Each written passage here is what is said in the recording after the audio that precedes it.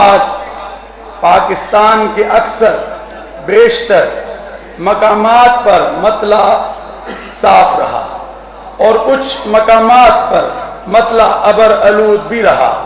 پاکستان کے مختلف مقامات سے ماہ شوال المکرم کا چاند نظر آنے کی شہادتیں موصول ہوئیں، جن میں کراچی، دیر، فیصل آباد، میمن ایجنسی،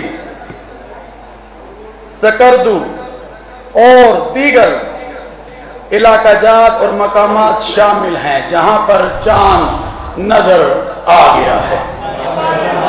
لہذا اتفاق رائے سے فیصلہ کیا گیا کہ انشاءاللہ یکم شوال المکرم 1445 ہجری 10 اپریل 2024 بروز بدھ کو ہوگی انشاءاللہ۔